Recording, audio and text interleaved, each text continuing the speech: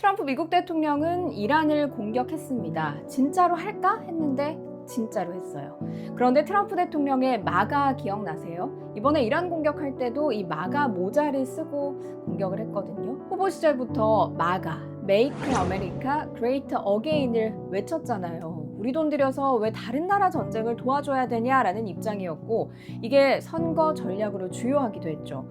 그런데 이란과 이스라엘의 무력 충돌에 개입하는 선택을 했습니다. 미군을 투입하면 돈이 얼마나 드는데 왜지? 왜 입장이 변했지?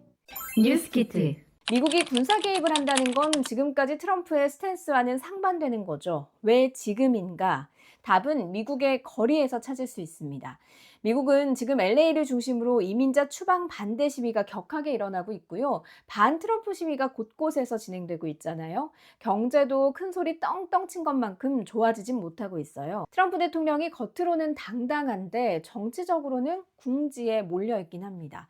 문득 기시감이 들면서 궁금하더라고요. 정치적 위기 때마다 시선을 바깥으로 돌린다? 너무 익숙한 클리셰 아닌가요? 그래서 제가 한번 파봤습니다. 정치적으로 궁지에 몰렸을 때 외부의 전쟁을 통해 돌파하려 한 대통령들, 역사는 반복된다는 말이 딱 맞았습니다. 멀리 갈 것도 없이 지금의 이스라엘 네타냐후 총리가 그렇고요. 과거 미국 대통령 사례도 많더라고요. 한 명씩 살펴보겠습니다. 뉴스키트. 먼저 9.11 테러, 이건 뭐 전 세계인이 잊을 수 없는 사건이죠. 조지 W. 부시 대통령 때였습니다.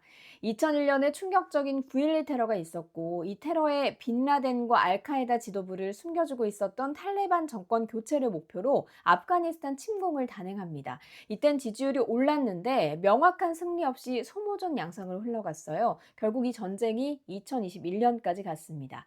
미국민들은 또 테러가 일어날까 불안했고, 이때는 미국 경제도 좋지 않았습니다. 대통령이 받는 지지율 성적표 최악이었죠. 그래서 2004년에 대선을 앞두고 2003년 부시 대통령이 꺼낸 카드가 바로 예상하셨듯이 전쟁입니다. 이라크 침공이었죠. 후세인이 대량 살상 무기를 갖고 있다는 명분 아래 시작된 전쟁. 초기에는 지지율이 반등했습니다. 효과가 있었던 거죠. 2004년 재선에도 성공했어요. 하지만 전쟁이 길어지고 대량 살상 무기가 없다는 사실이 드러나면서 부시 행정부는 정치적 치명타를 입게 됩니다. 2006년 중간선거에서 공화당은 패하고 말았습니다. 미국엔 부시 대통령이 2명 있었죠. 아버지 부시 대통령도 전쟁으로 지지율이 90%까지 올랐던 적이 있습니다. 이때 미국 경제가 침체기였어요. 기업이 구조조정을 하며 일자리도 모자랐죠. 당연히 정부에 대한 불만 많았겠죠. 때마침 이때 울고 싶은데 뺨 때려준 나라가 있습니다. 이라크가 사이가 안 좋아진 쿠웨이트를 침공한 거예요. 옳다구나. 이거구나. 남들에겐 비극이 자신에겐 정치적 호재라니 정치라는 게 참 아이러니하죠. 아버지 부시 대통령은 유엔 결의안을 바탕으로 연합군을 이끌고 걸프전을 감행했고요. 결과는 100시간 만에 압도적인 승리였습니다.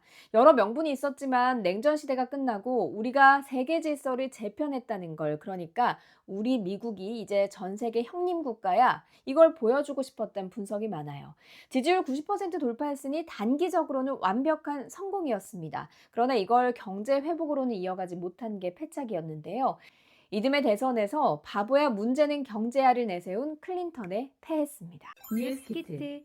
클린턴 하면 또 잊을 수 없는, 때려야 뗄 수 없는 이름 하나가 있죠. 루인스키 스캔들입니다. 바보야 문제는 경제야로 승리한 클린턴 대통령은 치명적인 성추문 사건에 휘말립니다. 그게 1998년입니다.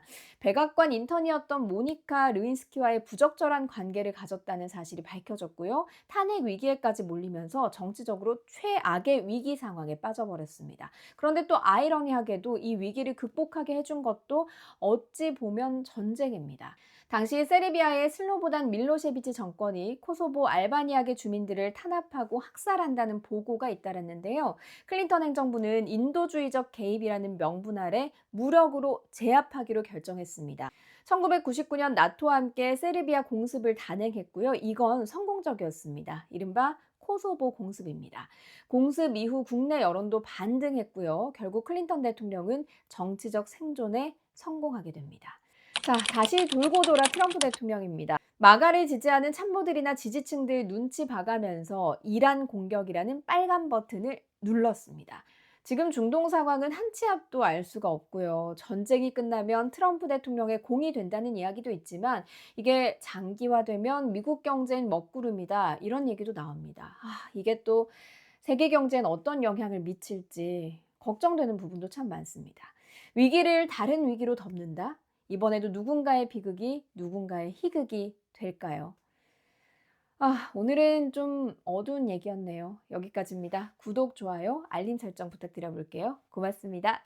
뉴스 뉴스 뉴스 뉴스키트